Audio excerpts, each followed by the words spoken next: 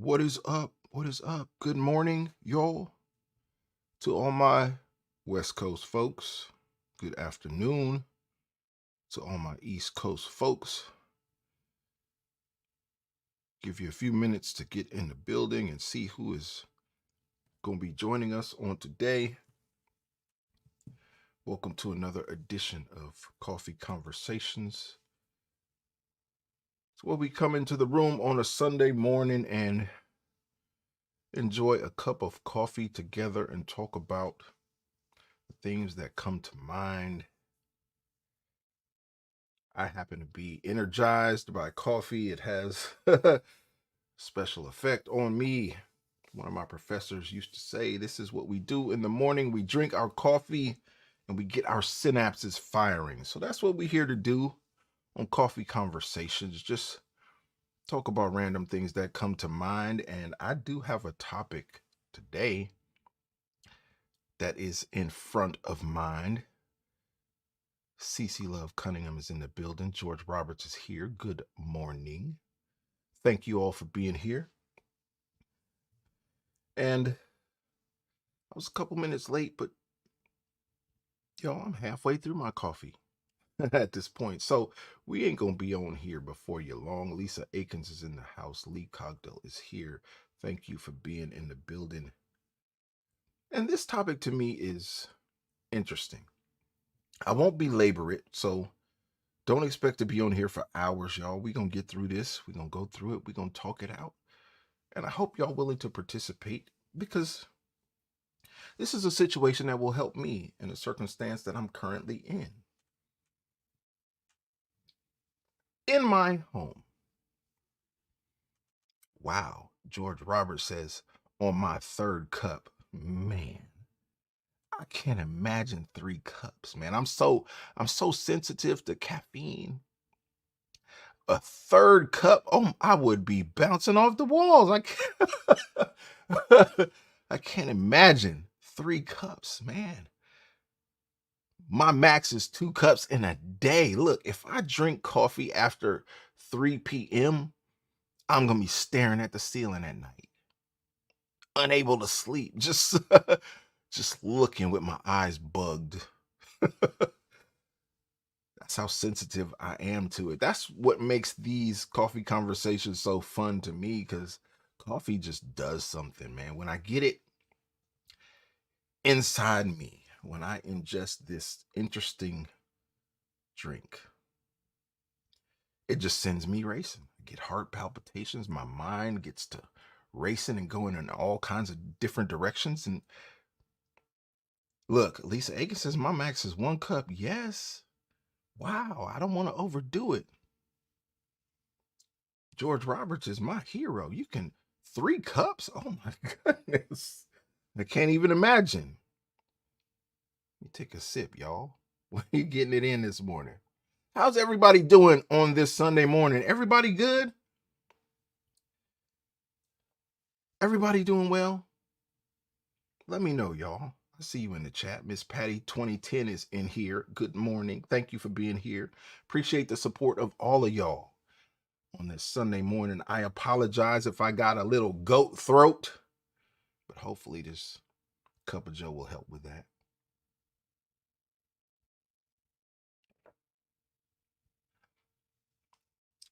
Yeah, Lisa Aiken says she'd be over the moon if she had 3 cups.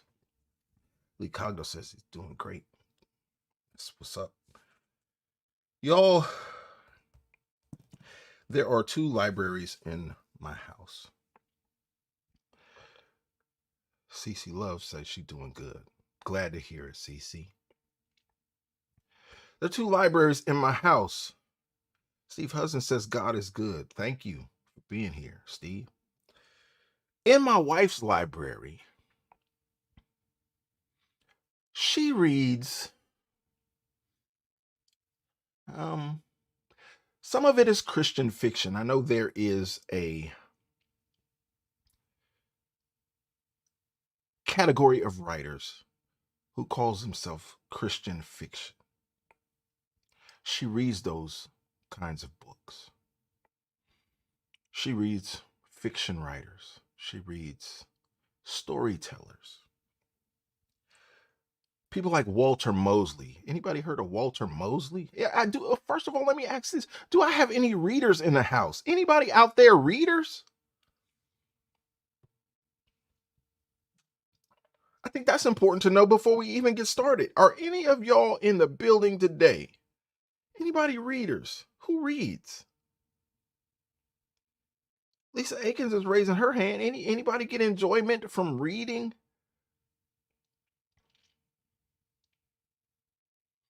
What does it do for you? Does it take you to another place? Does it set your mind free? Does it allow your imagination to just be free and explore? What does reading do? Miss Patty says, I do. George Roberts says, yes, but not Christian fiction. CC Love says, I like to read. Okay. Interesting. Lisa Akins says, all of the above. Look, my wife reads Walter Mosley, Eric Jerome Dickey. I believe he's passed away at this point, but that was one of her favorites. That guy right there. She lock into an Eric Jerome Dickey book and she just be captivated. Miss Patty says it's therapeutic. I believe that. Carl Weber. Anybody read Carl Weber? How about Terry McMillan? Or about this one right here, who I know, look, I don't read any of these authors that I'm telling you. That's why my house has two separate libraries. But this one right here, this Love Belvin, she's an interesting author, and you can tell by some of her passages that she's sitting in somebody's church somewhere. Because some of the things that she describes in church settings, you could not know, you could not imagine, you could not make up. You had to be there to know that kind of stuff. Chris Curitan says, I love to read while eating peanut butter. I hope your peanut butter don't have no peanuts in it, Chris. George Roberts says, yes, I've read Terry, Toni Morrison, Dick Russell. Okay. Lisa Akins says, I've heard of these authors but haven't read them. Okay. Well, my library is quite different than this. I read for information.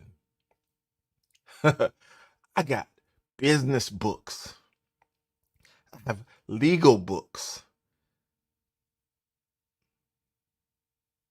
George Roberts says, oh no, gotta be crunchy. Oh my goodness. You have just offended my sensibilities.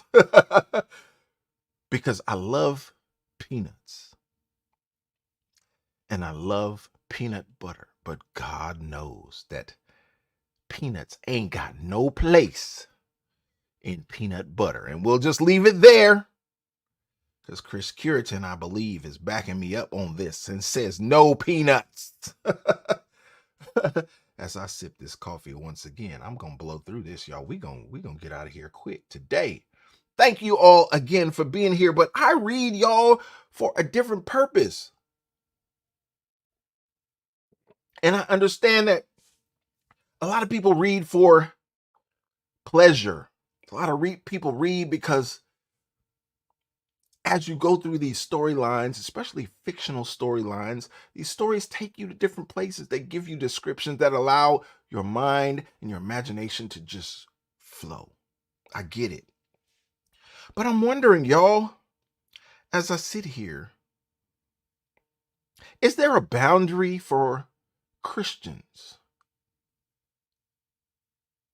where we should not cross over a line with our imagination, with our creativity, with the stories that we put forth, with the energy that we put forth through our narratives that we put out into the world? Is there a line that Christians should not cross as far as being fiction authors? And this is not coming out of nowhere.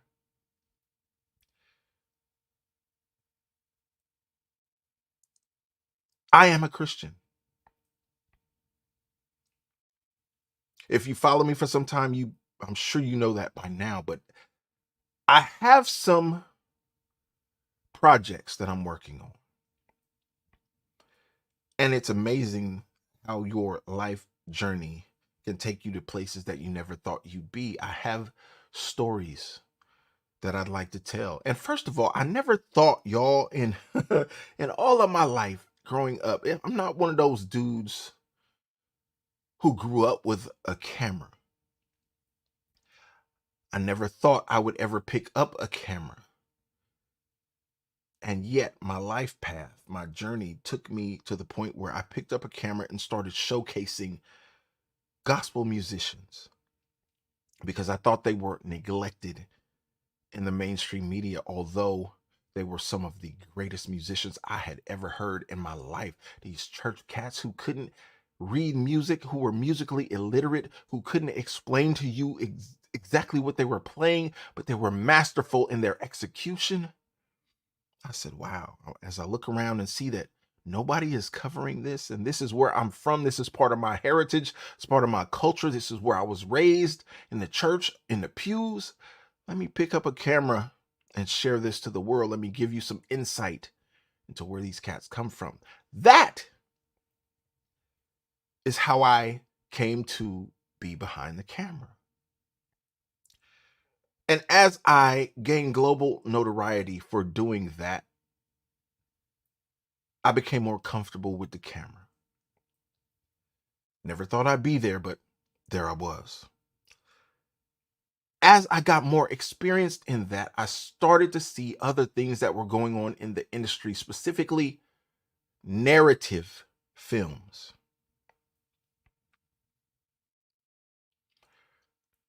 Chris Curitan says, I play bass, don't read charts, but the spirit plays my bass. You know what? There is a young man. He's not so young anymore, but I met him when he was just a teenager. A young man named Mono Neon that I had the pleasure of covering in the early days before he became famous. And Mono Neon had this little squeaky voice. He didn't like the way his voice sounded. And when I featured him on one of my early commercial DVDs, I believe that was Bass Sessions Volume 1, this young man with this little squeaky voice from down south who was so shy, so reserved, and so embarrassed about how his voice sounded, he said the same thing. The spirit plays my bass. I will let my bass speak for me. That's what he told me. He wouldn't even do an interview because he didn't like the way his voice came across. He said, if you want to know something about me, just listen to me play. George Roberts says he's a guitar player. That's what's up. But he can't read charts either. I come across so many people in our culture who are masterful at execution, but can't read a note. When I was in college, and y'all, maybe one day I'll tell you how gospel chops and this creation that God gave me as I was hanging off a telephone pole in 112 degrees, dripping sweat in the Sacramento Valley of California, one hot summer, just out working, getting it in.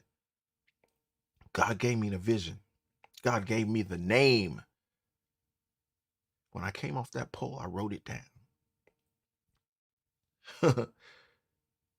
I'll tell y'all that story one day. But this thing that God gave me, it grew into something. And I've covered so many musicians who are illiterate by them folks' standards. And gospel chops brought me through college. Whenever I had a history paper, I wrote about gospel chops. Whenever I had an English paper, I wrote about gospel chops. Whenever I had a sociology paper, I wrote about gospel chops. Why? Because it was something I knew like the back of my hand. It was my culture. And I knew that these professors didn't know nothing about it. How you gonna mark me off? when you ain't never been where I've been? How you gonna mark me down when you ain't never been in my shoes?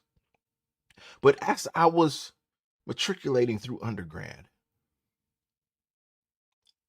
I challenged the music department. And I don't have a music degree. I wasn't even studying music at the time, but I was on the campus. I was exposed to these things. And I wrote to the head of the music department and said, "Hey, sir, I am in the business of music and I deal with musicians who can play circles around everybody in your department. I could bring a group of kids in here that can really play. And that would amaze you on a collegiate level. And these are 10, 11, 12-year olds, but they can't read a note. What would you say to my community who wants to be a part of your program, who wants to get into this university, who wants to be a part but can't read music because that is not what the culture teaches? Yeah, you grow up in the black church, they're going to teach you. They're going to put you on the drums as a kid so you learn rhythm. After you learn rhythm, you learn melody. That melody becomes chording, whether you take it to guitar or bass or keyboard or whatever. We have our own process in the community, in the culture. I wrote a blog about it on my website. Lisa Aiken says she was in high school, played band for 4 years, played the sax and read music. So did I, Lisa. I was in the jazz band, in the concert band, in the jazz ensemble, lead saxophone, alto, tenor. And then one day, I believe I was in the 8th grade by that time, had already experienced everything I could experience as far as being a saxophone player in the band. And they needed somebody to play baritone sax. Oh my goodness. Somebody put a baritone in my hand and I never looked back. That thing had to be bigger than me at that point. It was so humongous, but it was so powerful. Let me tell you, that was an amazing experience. So I understand what you're saying, Lisa. But Gospel Chops got me through, y'all, and I sent an email to this professor, this leader of the music department of my university, and said, "Hey, I got so many people that I interact with who are great musicians, who are masterful at their craft. How can I get them to this level when they can't read?" And he responded to me so kindly. I was amazed to even get a response. It was bold of me to just step out and just approach this man, but I needed to know the answer because I'm trying to find solutions to my people even at that early stage of what I was building. And this man told me, I've changed servers several times since then. It's been so long, y'all. It's been about since I was in undergrad, man. What? Almost 20 years. This man reached out to me and wrote a book in response and said there are so many ways and opportunities that people can be successful in the music business. You don't have to necessarily read. There are so many opportunities in this game where you can play different venues, where you can join different bands, where you can find different opportunities. But this one right here at this university, this ain't for them people you describing. Nah, not this one here. He said you may find your way onto a tour with a major artist. You may find your way into a club gig or residency where you can make a long-standing, ongoing income as a musician who doesn't read. We talking about reading. I ain't trying to get away from my topic here. We still talking about reading. But if you can't read, he said, God, I gotta sip my coffee on this. My goodness. Excuse me, y'all. If you can't read, this is not the program for you. And I'm abbreviating his response because it was very long, it was very detailed, and I appreciated so much that this man who didn't know me, who I didn't know, I just randomly kicked out an email because I saw that he was the director of the music department. And I'm trying to figure out a way for my people as my brand is growing, as we're getting some national attention. Hey, man, what can we do? What can I do to help my people? Give me a word, give me a message that I can take back to my community to encourage these dudes and let them know that they can thrive and survive on a university campus. That man said, nah, bro. We got minimum barriers to entry in these programs. And if y'all can't meet them, then this ain't for you. Well, well, I had to respect it. I had to respect it because I know that even though I came up like Lisa in the school band and I learned how to read because it was required, everybody ain't on that level. I get it. And there are people who can play circles around me but can't explain to me what they even do. I have to watch them. Here, I don't know what this chord is, but here it is. Just look at it and copy it. That's how we do in the community. Lisa says we have to learn our craft. Yes. Some of these dudes know their craft in practice, but don't know it in theory. Can't explain it to you, but can show it to you. I can show you better than I can tell you. That's what the old mothers used to say, right? I can show you better. Well, come look at this chord. This is it here. Just do this. That's how we pass it down. And you can't be mad at it because there were times in our history where we weren't allowed to read anything. See, y'all, this is how coffee conversations go. Sometimes you start off with one thing, you get off track and go into another thing, but this coffee is good to me. It's good to me, y'all, and it's almost gone. So I've told you, I've meandered off into a whole lot of other stuff that I didn't plan on covering. But in one library in my home, there is Walter Mosley, Eric Jerome Dickey, Love Belvin, Carl Weber, Terry McMillan. Anybody remember Terry McMillan? She was the lawyer lady that became a little unhinged at a certain point. But in my library, none of those authors exist because I read for information. I got business books. I got legal books. I got marketing books. Oh my gosh, I read to learn. One of the earliest books I've read, I must have been 15 years old when I read this book by Reginald Lewis called Why Should White Guys Have All the Fun? One of the first black billionaires who talked his way into Harvard Law. Back when they didn't have the LSAT that I had to take, that barrier to entry. He didn't have to go through that. He just talked his way in.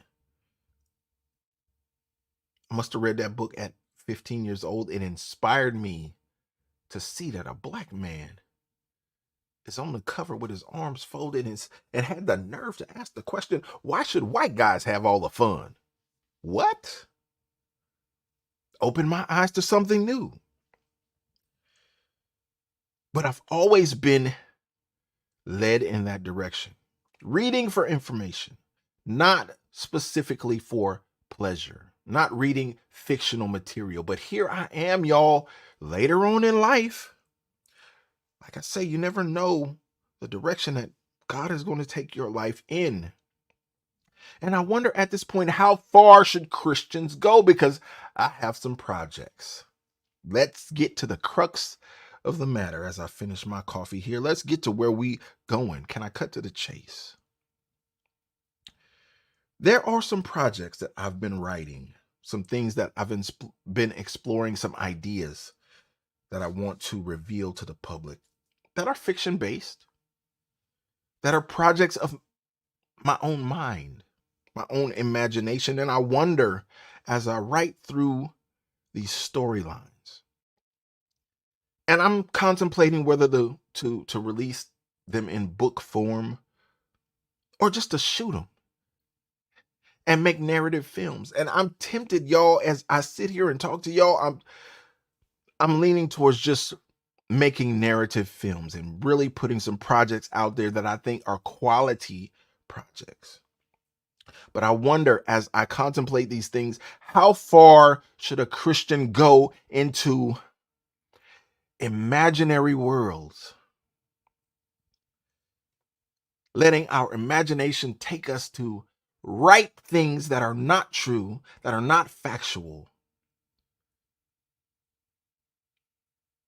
for the sake of presentation?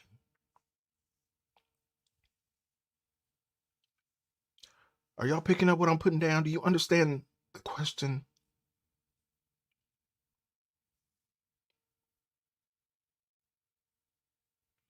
Do you understand the question? George Roberts is asking me, since you touched on the Harvard question, what do you think about the guy D1? I've seen D1 in some thumbnails on this platform, but I'm not familiar with him at all. At all, I haven't seen any of his interviews. I don't know anything about the guy. Nothing. I've just seen his face and seen his name, so I can't respond to that because I don't know. Sorry, George. I may look into him and find out what he's about because for some reason YouTube keeps putting him in my feed, so I keep seeing his face and his name, but I've never clicked on it, so I have no idea. Don't know anything about the guy.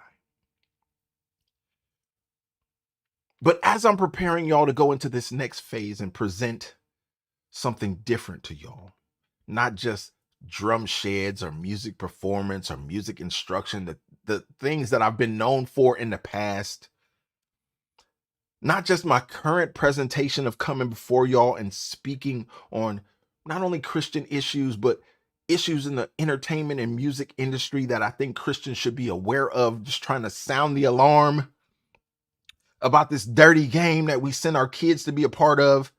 And they keep getting chewed up and spit out.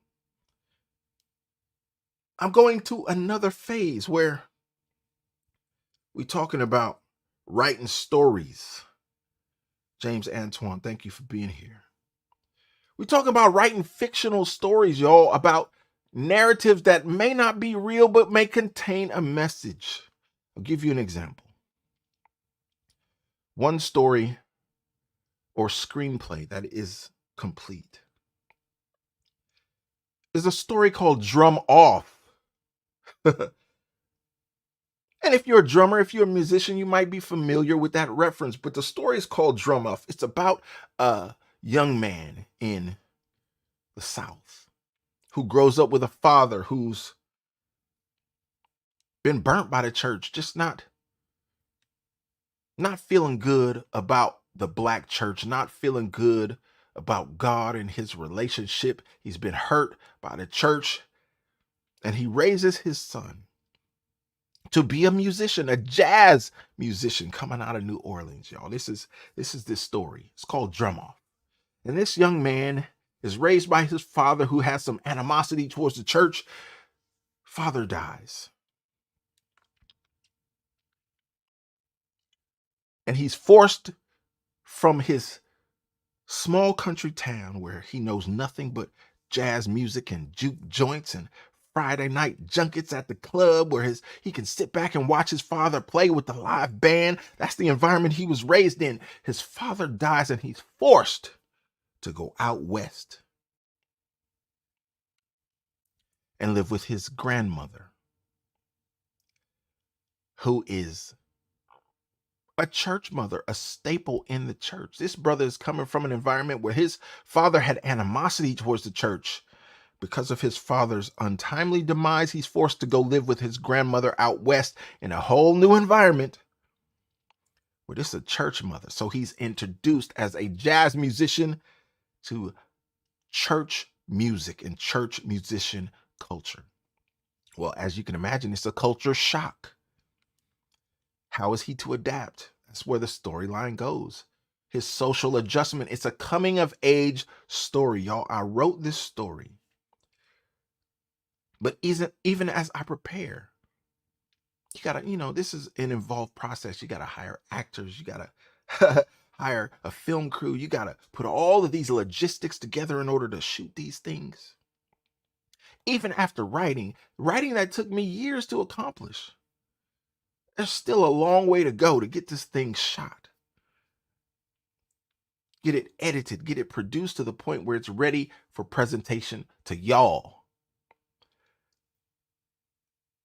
But even as you be creative in this space, you have to wonder, at least me, I wonder, how far is too far to go into the fiction sphere where you're creating stories, you're creating narratives. You're letting your imagination run. You might have a cup of coffee like I have here now to get them synapses firing and just let your mind take off in a crazy direction. And you write it down. And eventually it becomes a story. Y'all understand what I'm getting at here? Does anybody understand what I'm even talking about? Am I talking to myself this morning? Because my coffee is almost gone, y'all. We ain't going to be here forever. We've already been on here longer than I thought we'd be. What y'all think about this? How far into imagination world should a Christian writer allow their mind to go? Because in my writing, in my creativity, in all my doing, Lisa, I don't want to be out of the will of God.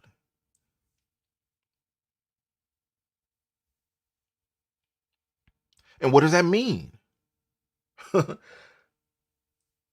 Because I have so many life experiences that God has allowed me to experience that have made me who I am. Sometimes I want to express that stuff.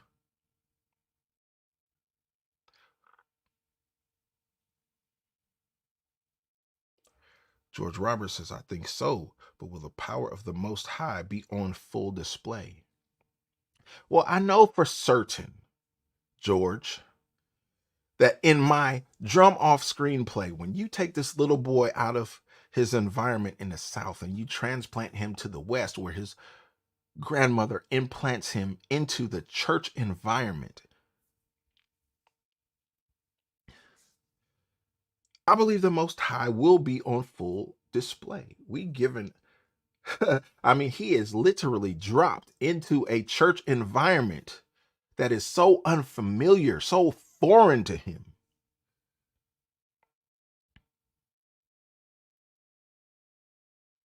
Yes, I think the Most High is on full display in that. However, George, I have some other stories that I'm interested in writing that are fictional stories that are made up out of whole cloth. For instance, there's one called The Caper, where you have this group of teenage boys who are raised in the hood, in the jungle in Oakland, California, Bay Area, where I'm from. These boys, and I'll cut to the chase, these boys get into some trouble where a man ends up dying at the hands of these young boys as they engage in criminal activity in the hood. Man ends up dead. Out of this group of boys, one takes the rap for them all and says, see, y'all got families, y'all got people who love you. I ain't got none of that. I'm here at this orphanage. Tell you what I'll do. I'll take the rap for everybody. I'll just admit to it. Out of all five of us, I'll just take the rap for everybody and go to prison. Because I ain't got nothing to lose. Blue Sky's mom is in the building. Thanks for being here. Appreciate you. She says she's out of coffee. Oh no, well, I'm about to be out of coffee too because my cup is about to be empty. Appreciate you being here. Thank you once again for your support. So, out of these 5 teenagers who commit this crime, this one teenager takes the rap for them all, goes to prison. Y'all, this man, this boy who is developing into a man in incarceration, focuses, laser focused on his friends who he took the rap for. He follows their careers. Some of them go to college, they get married, they have families. Some of them reach the pinnacle of success and fall. One in particular becomes homeless,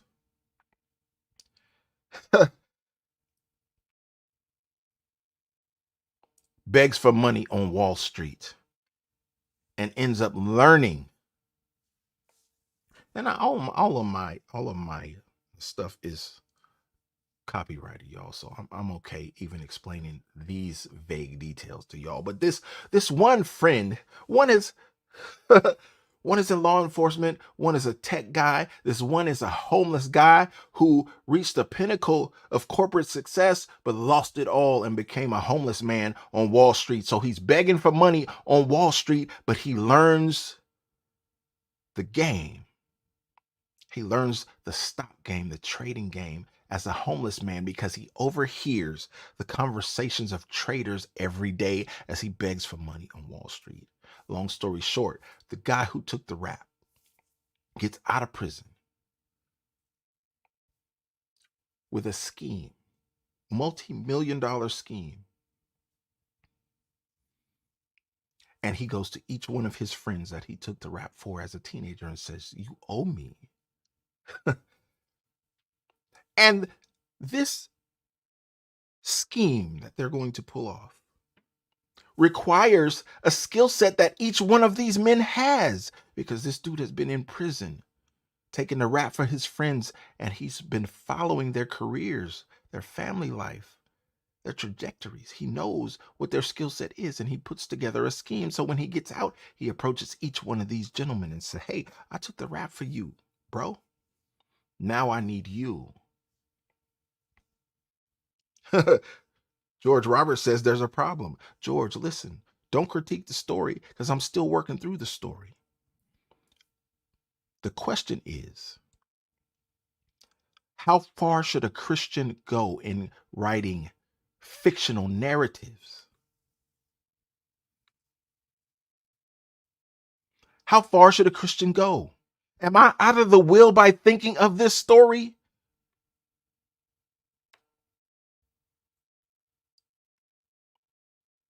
Because sometimes I sit down with a cup of coffee like I'm sitting here talking to y'all and I just let my mind go and I pick up a pen and a piece of paper and I just go, y'all.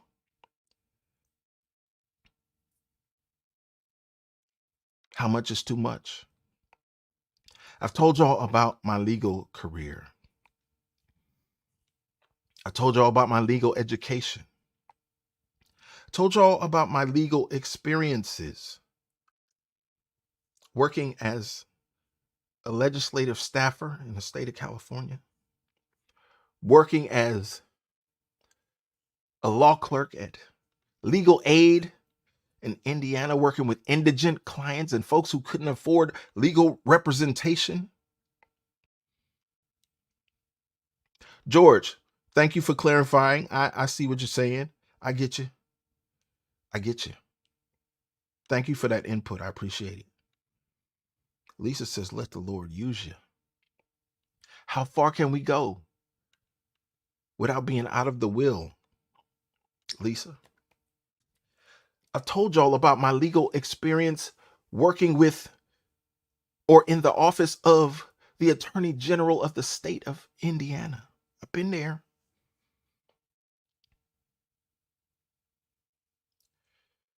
And out of those experiences, some good, some bad,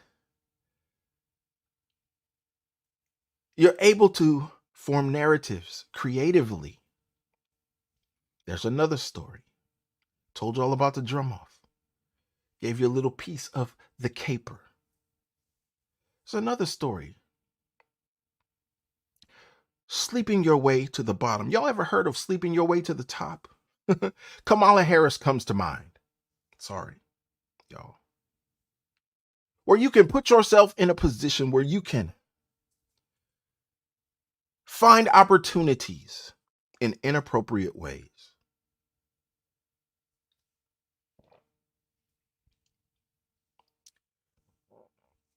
Well, there's a story that I came up with. Instead of sleeping your way to the top, it's sleeping your way to the bottom. Where a lawyer, and y'all, I've interacted with so many lawyers that I understand who they are. I understand how they think. I understand how they act and interact. Let me tell you, when you watch shows like Suits and Law and Order and these different shows that come on TV, lawyers are nothing like that.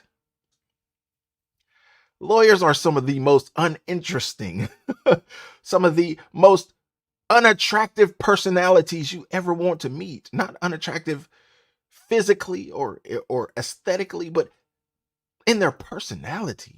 That's just, some of these people are just they're jerks. And you would think that, okay, well, lawyers are jerks because they're lawyers. No, that is not the truth. That is not factual. Many lawyers are jerks before they even become lawyers. You go to law school and you will find that it's full of jerks.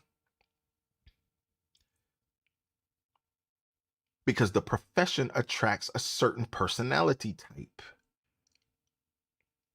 I was told that before I got to law school by a black PhD who wrote me a letter of recommendation. He told me that you will find when you get there that it is full of certain kinds of people because the profession attracts certain kinds of attitudes. When I got there, I found that to be 110% true. I get it. But this story, y'all, and you tell me if I'm out of bounds as a Christian writer. I don't know. Are we supposed to separate the Christian from the writer? No, no. God is ever present in everything that we do.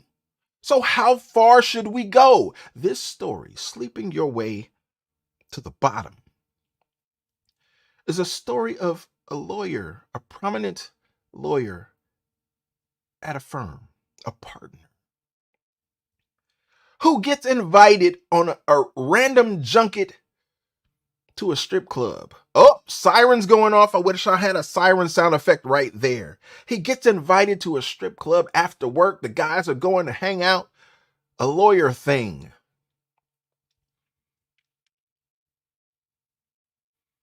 This in Atlanta, by the way, y'all, if that matters to you at all. George said the title alone will sell 1 million books. I'm trying to shoot this as a movie. Should I tell this as a book in a written form? Should I really? Look, these are the things that go through my mind. This lawyer is invited to an after work junket. The guys are going to hang out. They go to a strip club downtown Atlanta. This man sees a Georgia peach in the club who catches his attention, catches his eye. Hanging out with the guys, makes contact, ends up, look, Lisa Aiken says, do the book first. I've thought about that, Lisa. Let me tell you, I don't disagree with you at all. I've thought about that. But this is, like I say, my library doesn't have this kind of content, y'all. My library is going to have titles of Black history. I might have every book there is written on Frederick Douglass. I might have every one. If I don't, I'm trying to get it. Black history. I need to know business history because I've never met a businessman who didn't like talking about his journey. And there's always some nuggets in there that I can learn from.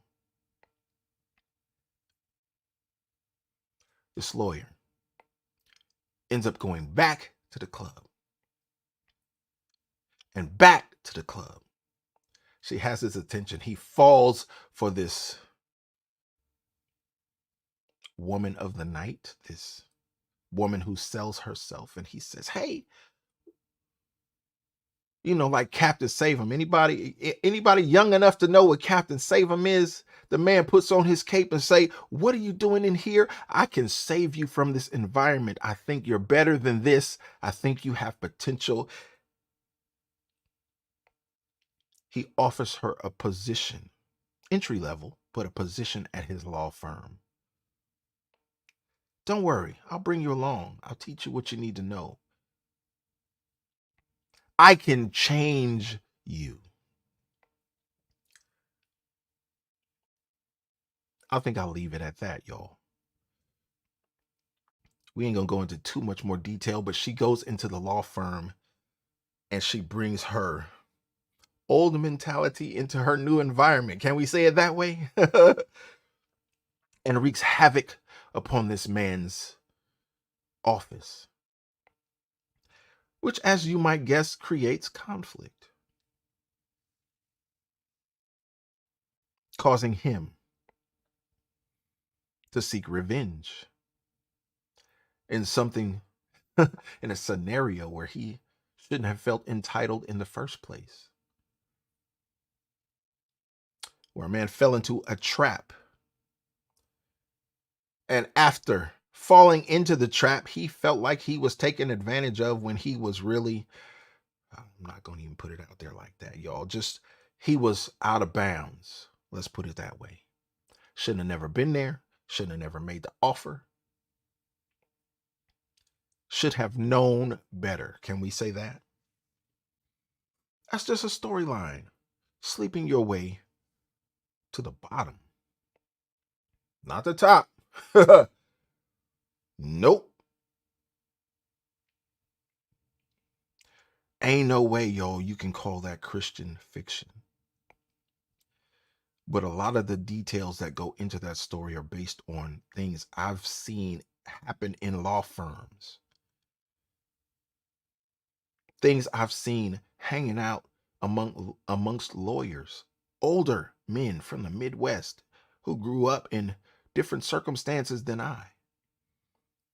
Just sitting there and observing and watching how these people move, how they operate. Old money, long money. What y'all think? Is that too far out of bounds? Is that too far? Sleeping your way to the bottom. The caper. Drum off. What do y'all think about fiction? Is there a limit? I agree with Lisa. She said do the book first. Even as I'm talking it through here, I feel that. But at the same time, I know that my schedule is such that, my God, where would I find the time to put pen to paper, to write it out? Blue Sky's mom, you said yes. What is yes? What are you answering? Are you saying that's too far? Is that too far out of the will? Is that being too creative? Is that fiction, that fake story created out of whole cloth? Is that too far gone? Lisa Aiken says if there is a moral or lesson to be learned, then absolutely there. Let me tell you something. I'm glad you, Lisa. Thank you so much.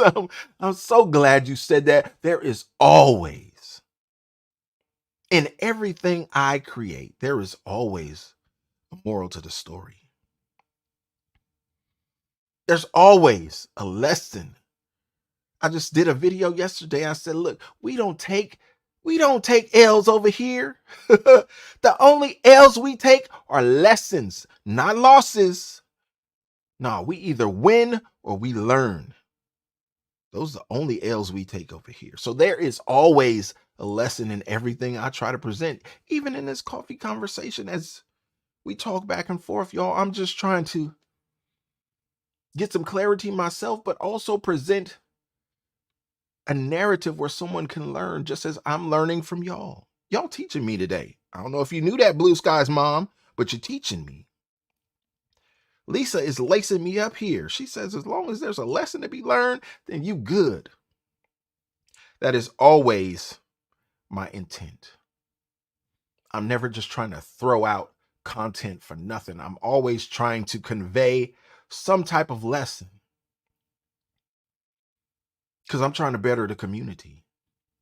And I think the more that we put out these narratives,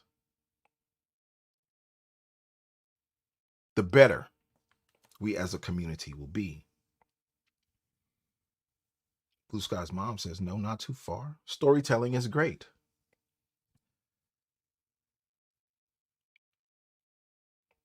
George Roberts says, amen. Wow, great mindset. Thank you. It's just some things I'm thinking on, working on in the background as I try to present to y'all on a regular basis. I'm going to try to be on this platform more and more. I'm trying to increase my presence on them folks' platform. Even though the algorithm is fighting me every step of the way, that's okay. If God has ordained this, then what God has for me is for me. And I'm okay with that, whatever it is. But this is what we do on Sundays, y'all. We come before you with a cup of coffee. My last little swallow here is probably cold. Oh, yeah, that's cold. It is no longer hot. But I appreciate y'all being here this morning. I appreciate y'all allowing me to share some random thoughts with y'all. These are the things that I think about behind the scenes. These are the things that I'm working on behind the scenes creatively. I already got my camera crew set up, y'all. 2 out of 3 of those screenplays are already complete. Haven't looked into hiring actors. There's a whole process for that. But these are the things that I'm working on that may be coming to you in the near future. I'm not trying to hook up with nobody. I'm not trying to connect with nobody. I will fund these things myself. I will go at it myself. I will shoot it myself. I will market it myself. I will distribute it myself. Because I ain't trying to be a part of these people's game. Those who rock with me will rock with me. Those who don't, won't. And that's okay. Like I said, y'all, what God has for me is for me. But these are the types of narratives that I think of independently. Even though I don't read fiction like that, I read how-to books. I read for information. And there was a part of my life when I was younger where I rejected information. I had to teach myself to learn to love information. I had to learn to love learning. And yet here I am. After a physical, mental, emotional, spiritual transformation in life, I love learning. And believe it or not, I learn a lot from y'all. That's why I enjoy being on this platform. I don't just get to share from y'all. I learn from y'all. I learn from your feedback. I learn from your engagement. And I appreciate it 100%. And thank each and every one of y'all for being here. Y'all have had in the last hour a little bit of insight into some of the things that I think about, some of the things that I'm working on. And if things go right, y'all, you will see the fruits of that labor coming to you real soon.